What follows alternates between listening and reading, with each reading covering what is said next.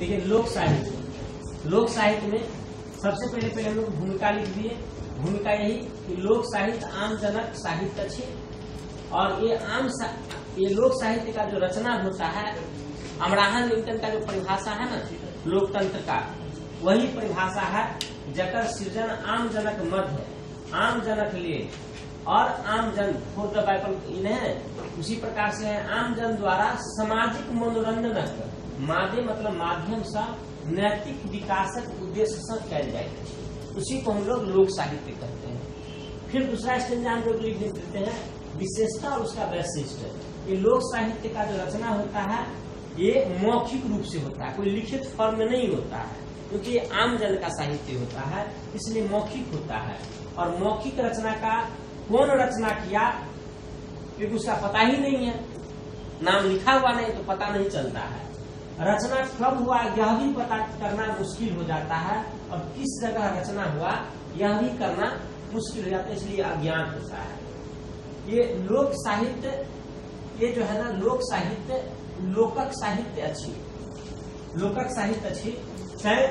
एकर भाषा, इसका भाषा और भाव, जो उसमें शब्द प्रयोग किया जाता है और जो उसमें भाव लिया जाता है वो सरल और सुग्राह्य रहता है। सुग्राह्य मतलब जिसको हम आसानी से ग्रहण कर सकते हैं। अगर क्लिष्ट रहेगा तो आम जन समझ ही नहीं पाएगा, इसलिए इसमें सरलता दिया जाता है। एकर रचना के लिए विद्वता स्वदेशी, जैसे आप पीजी या पीएचडी कुछ भी कर लिया, अगर हम आपको कहें कि होली पर या मेरा मधु श्रावणी पर्व है उस पर रचना करिए तो नहीं कर पाइएगा। क्यों? क्योंकि आपके कल्चर का ज्ञान नहीं है। तो इसमें विद्वता की जरूरत नहीं है, डिग्री की जरूरत नहीं है, बल्कि सांस्कृतिक प्रौढ़ता, मैच्योरिटी की आवश्यकता है। और ये आम जन का साहित्य होता है, इसलिए इस साहित्य में काव्य का कोई बंधन नहीं होता है। काव्य में क्या होता है? सुंदरता के लिए अलंकार, रस, छंद, इस सब का प्रयोग किया जाता है। पिंगल का, दंड का, इस सब का बंधन से यह मुक्त होता है। और इस साहित्य आम जनक समाज का दर्पण है। देखिए पहले राजकीय दरबार में राजकीय लेखन होता था, इस कारण से आम जन के समाज को उसमें स्थान नहीं दिया जाता था। लेकिन इस समय में क्या हुआ, ये प्राचीन काल में ही रचना हुआ था, और प्राचीन काल में जब रचना हुआ तो उस समय में ये निम्न जाति के, नीचे स्तर की जाति के द्वारा इसकी शुरुआत हुई थी। क्योंकि कोई भी भाषा नीचे जाति से शुरू होता है, अभ्रंशित रूप में शुरू होता है, तो ये निम्न जाति के लोगों के द्वारा यह शुरू किया गया था। और निम्न जो जाति के लोगों के द्वारा जब शुरू किया गया तो उसी के समाज की कहानी थी, उसी के समाज का कल्चर था वो, इसलिए इसके माध्यम से निम्न जाति के समाज का हम कल्चर वगैरह समझ सकते हैं। समाज में दो वर्ग होता है, पुरुष और स्त्री। स्त्री ज्यादा संस्कृति की वाहक होती है, पुरुष तो काम वगैरह करने में चला जाता है। तो इसलिए सांस्कृतिक जुड़ाव महिला का ज्यादा होता है, और सांस्कृतिक बेस्ट यह साहित्य होता है, इसलिए महिला का इसमें योगदान ज्यादा होता है। फिर हम देखते हैं कि हमारे यहाँ कितने प्रकार के लोक साहित्य है, उसका वर्गीकरण कर देते हैं। पहला देखते हैं लयात्मक। लय का मतलब होता है गायन, और गायन जो स्वरूप होगा वो पद्य होगा। तो पद्य दो प्रकार का, लोकगीत और लोक गाथा। लोक गाथा वैसा उत्कृष्ट कथा जिसका गायन किया जाता है उसको लोक गाथा कहते हैं। जैसे लोरी की विजय वगैरह है, सलेश वगैरह, ये सब यादव, लोरी की विजय, लोरी जैसे यादव का देवता है, आप लोग ऐसे अल्लाह रुदल वगैरह सुनते हैं, है ना, लारुदल वगैरह, वो सब लोक गाथा है। महाराणा प्रताप को घास खाया, ये सब जितना है ना सब लोक गाथा है। महापुरुषों की वीर गाथा, वीर कथा, उसको गाथा कहते हैं, वही गाथा हो गया। कथनात्मक, ये गद्य रूप में होता है, ठीक है, ये तो गद्य रूप होता है, तो ये लोक कथा इसी प्रकार का होता है। वचनात्मक, जिसको एक लाइन या दो लाइन में हम बात बात में प्रयोग करते हैं।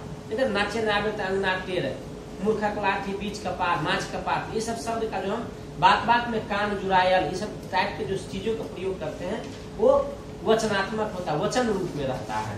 तो उसी प्रकार के कह भी, जिसको हम हिंदी में लोकोक्ति कहते हैं। फकरा, फक्कर भाव से, तटस्थ भाव से जहाँ रहता है, निरपेक्ष भाव से जहाँ कहा जाता है, हम डिटेल से पढ़ेंगे। बुझौल, पहेली, और पिहनी। पिहनी मतलब प्रश्न उत्तर शैली में जो होता है उसको पिहनी कहते हैं।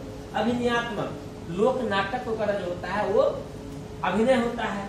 फिर अनुष्ठानात्मक, अनुष्ठान का मतलब क्या होता है, यज्ञ वगैरह, ये मंत्र रूप में होता है। ये 3 प्रकार का मंत्र होता है। आचार मंत्र जो आपके बेहतर संस्कार के लिए होता है। उपचार, जैसे सांप वगैरह काट लिया, बिरहनी काट लिया, इसको ततैया भी कहते हैं, तो वो सब जो काट लेता है उसको झाड़ने का मंत्र। और अभिचार या व्यभिचार, डायन जोगिन वाला सब जो मंत्र होता है जितना, सब अभिचार में आ जाता है। देखिए, इस प्रकार से मैथिली में लोक साहित्य का बहुत ही व्यापक विस्तार है। ठीक है, इस प्रकार की कैटेगराइजेशन वगैरह अनिमा सिंह वगैरह द्वारा किया गया है। ठीक है, ये बहुत विस्तार है।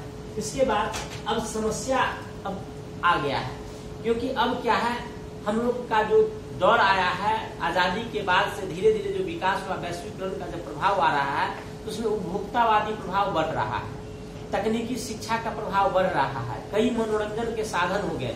पहले मनोरंजन का साधन नहीं था, तो बच्चा सुबह में उठता था, क्या होता था, दादी नानी अपना बैठ करके, जो घर के बूढ़ी औरतें होती थी या बूढ़ा होता था, वो सब क्या है, अपना बाल बच्चा को वहां पर बैठा करके सुनाना शुरू कर देता था, ताकि बचपन से उसमें नैतिकता का भाव भर दिया जाए। एक उद्देश्य ये भी होता था। दूसरा कि बूढ़ी वगैरह को काम करना नहीं था, तो अपना बच्चा को लेकर के ये सुनाती थी, और जो कन्या वगैरह मतलब युवती वगैरह होती थी, वो सब अपना बच्चे से क्या होता था, छुटकारा उसको रहता था, वो अपना काम करती थी। ये हमारे यहाँ कल्चर था। लेकिन आज क्या होता है, 2 प्रकार का उपभोक्तावादी की संस्कृति है। तो बच्चा जन्म लेता है, जन्म के समय में ही प्लान बनाते हैं कि कौन स्कूल में भेजा जाए। 2 वर्ष 3 वर्ष का होता है तो उसको हम स्कूल भेजने में लग जाते हैं। फिर आता है बच्चा भी, सुबह उठता है तो कहता कि मोबाइल कहाँ है, टीवी पे कार्टून कहाँ चल रहा है। अगर ये कहानी सुनाइएगा तो क्या होता है, वो कहता है फालतू। एक ऐड देखिएगा आपने, एक ऐड आता है जिसमें एक बाप कहता है कि बेटा डर जाओ, सो जाओ, नहीं तो चुड़ैल आ जाएंगे, भूत आ जाएंगे। तो कहता है कि क्या आप देखे भूत को? हाँ, हम भी बचपन में देखे हैं। बच्चा क्या करता है, तो बड़ी बूढ़ी हो गई होगी, आने दीजिए, देख ही लेते हैं। ठीक है, कहने का मतलब यह है कि बच्चे का भी अब बौद्धिक स्तर बढ़ गया है, जो इस प्रकार के दज्ञानुसी बातों में वो विश्वास नहीं करता है। तो इसलिए जब विश्वास ही नहीं रहा तो मनोरंजन कैसे कर पाएगा वो। हम लोग को सुनाया जाता था, वाह इतना बड़ा राजा, अब वो कहता है ऐसा राजा थोड़ी हो सकता है, वो नहीं करेगा। जब उसको आप विश्वास ही नहीं तो सुनेगा कैसे। तो इस कारण से यह साहित्य अब मरणशील अवस्था पर पहुंच गया है। लेकिन आधुनिक काल में दूसरा यह भी चीज हुआ है कि प्राचीन चीजों को संग्रहित करने का, एकत्रित करने का प्रयास किया जा रहा है। उसी क्रम में समाधान के लिए इसको जितने मौखिक साहित्य गांव भर में बिखरा हुआ, छिड़ियाया हुआ, सबको विद्वान के द्वारा एकत्र कर करके उसको क्या कर दिया है, लिपिबद्ध कर दिया, मतलब उसको लिखित फॉर्म में डाल दिया गया है। भले ही यह समाज में प्रभाव इसका कम हो रहा है, लेकिन साहित्य के रूप में इसका भविष्य सुरक्षित हो गया। ठीक है ना। और इस प्रकार से लोक साहित्य का स्थिति आज जरूर कमजोर हुआ है, लेकिन यह सांस्कृतिक एक वाहिनी रहा है। और लोक साहित्य आज भी इलेक्ट्रॉनिक सहयोग मिलने से, लोकगीत वगैरह में क्या है, इलेक्ट्रॉनिक्स टीवी वगैरह इस सब पे, डीवीडी वगैरह सबसे क्या होता है, प्रचार का माध्यम बन गया है। और आज लोक साहित्य इस रूप में बदले हुए फॉर्म में फिर क्या है, अपने महत्ता को प्राप्त कर रहा है। इस प्रकार से लोक साहित्य का विस्तार। तो यह हम लोगों का समाप्त हो गया।